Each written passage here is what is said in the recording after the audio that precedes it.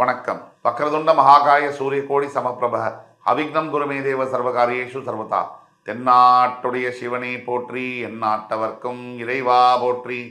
அன்பர்களே, நண்பர்களே, இந்த புத்தம் புதிய காணொலியில் உங்கள் அத்துணை பேரையும் சந்திப்பதில் மிக்க மகிழ்ச்சி கொள்கிறேன். ஆங்கில புத்தாண்டுல 3 முக்கிய நிகழ்வுகள் இருக்கும். ஒரே வருஷத்துல 3 பயிற்சிகள் வருவதும் ரேர் தான். அதுல சனி பயிற்சி என்பது ரொம்ப ரொம்ப அதிசயமான ஒரு பயிற்சி. இப்ப வரக்கூடிய சனி பயிற்சி. ஏன் சார் அதிசய பயிற்சி? மேஷராசியில் தன்னுடைய பயணத்தை கிட்டத்தட்ட 30 வருஷம் முன்னாடி, 3 தலைமுறைகளுக்கு முன்னாடி ஆரம்பித்த சனி பகவான் 3 தலைமுறைகளுக்கு பிறகு மீனராசியில் அடுத்த ஆண்டு மார்ச் 29, 2025 நுழைகிறார். முடிப்பதற்காக லேப்பை கம்ப்ளீட் பண்றதுக்காக கடைசியா மீனராசிக்குள்ள வராரு.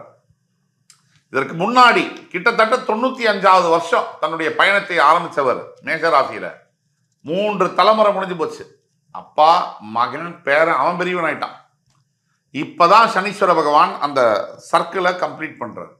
அப்படிப்பட்ட மேஷத்துல தான் காலபுருஷனுடைய முதல் வீடு பயணம் ஆரம்பம். காலபுருஷனுடைய 12ஆம் வீடு மீனம். 1ஆம் வீட்டில் ஆரம்பிச்சவர் 12ஆம் வீட்டில் முடிக்க போறது மிக மிக ஒரு சிறப்பான ஒரு சனி பயிற்சியாக பார்க்கப்படுகிறது. 12ஆம் வீடு மோட்சஸ்தானம். அது தாம்பத்திய உறவுகளையும் குறிக்கக்கூடிய இடம். இது இப்ப மகர ராசி முடிஞ்சு இப்ப கும்பராசியை பத்தி பேசுவோம்.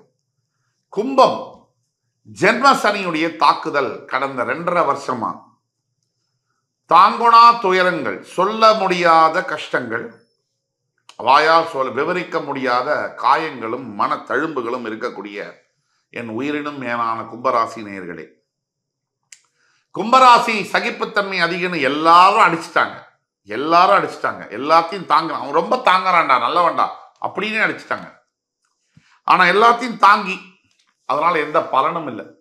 மற்றவர்களுக்காக நிறைய உதவி செஞ்சு உங்களுக்கு ஒரு பிரச்சனைன்ற போது இப்ப சாயம் வெளுத்துருச்சு, பார்த்துட்டீங்க.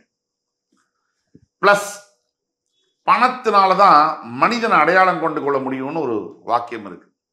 நமக்கு எப்பப்ப பண பிரச்சனை வருதோ ஆண்டவன் நம்ம கிட்ட பேச விரும்புறாருன்னு அர்த்தம். நீங்க நல்லா கவனிங்க. ஏழ்மையில் தான் இறைவனை பார்க்க முடியும். பணம் இருக்கிற வீட்டில் இறைவன் இருக்கிறதே இல்லை. ஏன்னா அந்த பணம் இருக்கிற வீட்டில் அவனே ஓவர் டைம்ல சுத்திக்கிட்டு இருக்கிறான் பல வேலைகள்ல. ஏழையா இருக்கிறவன் தான் இறைவனை நினைச்சு விளக்கேற்றுறான், பூமாலை போடுறான். பல பணக்காரர்கள் இதை செய்வதில்லை. ஒட்டு மொத்தத்துல இந்த வாழ்க்கையில ரொம்ப முக்கியமானது அனுபவங்கள். ஜென்ம சனியில உங்களுக்கு சனி பகவான் கொடுத்தது அடின்னு மட்டும் நினைக்காதீங்க, அது அனுபவமே.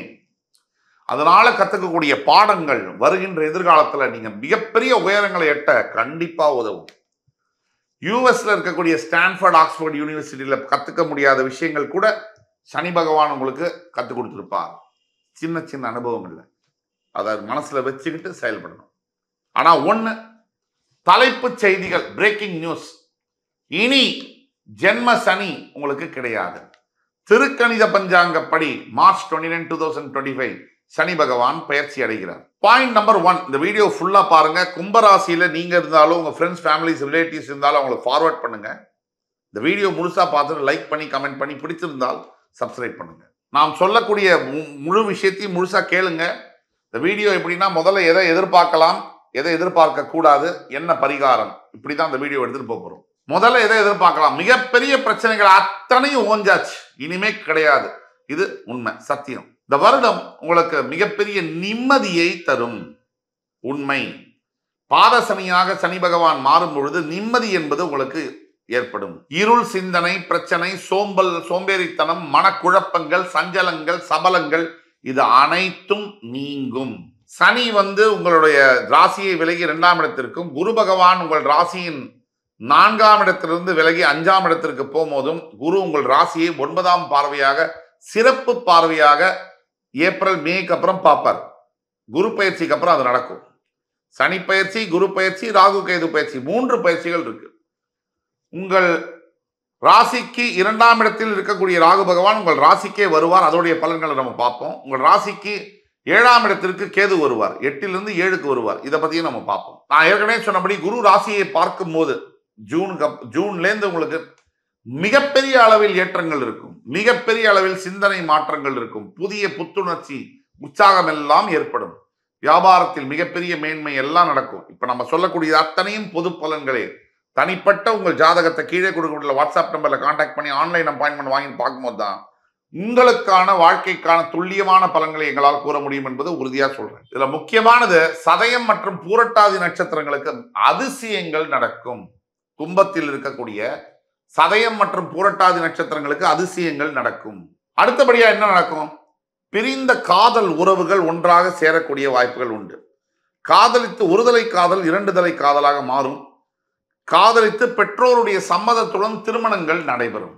அதே மாதிரி பணத்தையோ நகையையோ நீங்க இழந்திருக்கீங்க, நிக்கிறீங்க அப்படின்னா நீங்கள் இழந்த பணத்தை விட நீங்கள் இழந்த நகையை விட அதிகமான அளவிற்கு செல்வம் உங்களுக்கு சேரும். அதாவது இந்த ஜென்ம சனினால் நீங்க பட்ட அவமானம் இதெல்லாம் திருப்பி வாங்க முடியாது. நீங்க பட்ட மன காயங்கள், நீங்க வாங்கின வார்த்தைகள் இதெல்லாம் திருப்பி எழுதவே முடியாது. ஆனா ஒண்ணு, எதிர்காலத்துல நீங்க யார் யார் உங்களை கேவலமா பேசினாங்களோ, உங்களை கேவலமா மதிச்சாங்களோ, அவங்க எல்லாம் உங்க கை கட்டி உங்க முன்னாடி நிற்கக்கூடிய காலம் வெகு விரைவில் வருகிறது.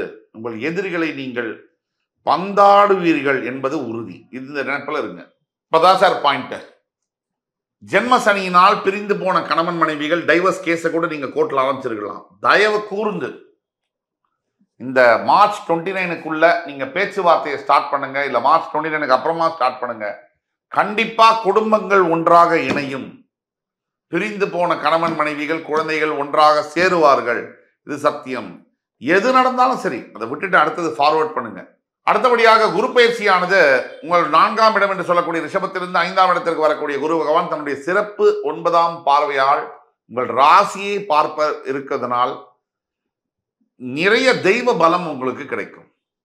அதாவது அரசாங்கத்தையே எதிர்த்துனாலும் ஆண்டவன் நம்ம பக்கம் இருக்கான தலைவர் சொல்ற மாதிரி உங்க பக்கம் ஆண்டவன் நிற்பார். அதே மாதிரி 7ல் கேது வருவதனால் தேவையற்ற சச்சரவுகள் வீட்டில் வரக்கூடிய வாய்ப்புகள் இருக்கு. அதை நம்ம என்னதான் பிரிஞ்சு போனவங்க ஒன்னா சேர்ந்தாலும் வார்த்தைகளில் கவனம் தேவை. வார்த்தை வாழ்க்கையை தீர்மானிக்கும். சிம்பிள். உங்கள் வாயிலிருந்து வரக்கூடிய வார்த்தை, நீங்கள் யாராக இருந்தாலும் சரி, எவ்வளவு பணம் படைத்தவர்களாக இருந்தாலும் சரி, நீங்க எவ்வளவு ரிச் குவாலிஃபைடு எது இருந்தாலும் உங்க வாயிலிருந்து வர வார்த்தை it will determine your life, it will decide your life. இதை நினைவுல வச்சுக்கோங்க. ரொம்ப முக்கியமான பாயிண்ட். ஸோ இந்த அளவிற்கு அருமையா இருக்கு. மகர ராசி மற்றும் கும்பராசிக்கு ஜென்ம சனி போகுதுன்றதுனால இன்னும் சூப்பரா இருக்கு. எடிட் பண்ணிங்க. அருமையா இருக்கு. கும்பராசிக்கு ஜென்ம சனி போறதுனால ரொம்ப விஷயம் டாப் கிளாஸா இருக்கு. அது ஒண்ணு ரிலீஃப் இருக்கும், பெரிய ரிலீஃப் இருக்கும். மனதளவுல உடல் அளவுல மிகப்பெரிய ரிலீஃப் இருக்கும். பாரத்தை எடுத்து இறக்கி வச்ச மாதிரி இருக்கும். இதெல்லாம் இருக்கு. இதெல்லாம் ஒரு பக்கம் இருக்கும்போது இன்னொரு விஷயம் என்னன்னா பரிகாரம். முதல்ல கண்டிப்பாக கும்பராசியில் இருக்கக்கூடிய அனைத்து முடிஞ்ச வரைக்கும் 99% காரைக்கால திருநள்ளாறுல இருக்கக்கூடிய தர்பாரண்யேஸ்வரர் 7.5 சனி அவரை போய் பார்த்து, தர்பாரண்யேஸ்வரரை பார்த்து நலத்தீர்த்தத்தில் குளிச்சு அவருக்கு அபிஷேகம் செய்து, உள்ள இருக்கக்கூடிய சிவலிங்கத்துக்கு அபிஷேகம் செய்து வெளியே வந்து அன்னதானம் செய்யும் பொழுதும், கல்விக்கான உதவிகளை நீங்கள் செய்யும் பொழுதும், மாதா மாதம் ஒரு 1000 ரூபாய் 2000 ரூபாய் கல்வி உதவி செய்ய முடியாதா செய்யும் பொழுதும் உங்களுடைய வாழ்க்கை மிகப்பெரிய நல்ல முன்னேற்றங்களை பார்க்கும் என்பதில் ஐயப்பாடு தேவையே இல்லை. என் உயிரினும் மேலான கும்பராசி பெருமக்களே, இந்த வீடியோ உங்களுக்கு கண்டிப்பா பிடிச்சிருக்கும்னு நினைக்கிறோம். மறுபடியும் உங்கள் எல்லோரையும் சந்திக்கும் வரை உங்களிடமிருந்து விடைபெறுவது உங்கள் சுபாஷ் பாலகிருஷ்ணன். நன்றி, வணக்கம், வாழ்க வளமுடன்.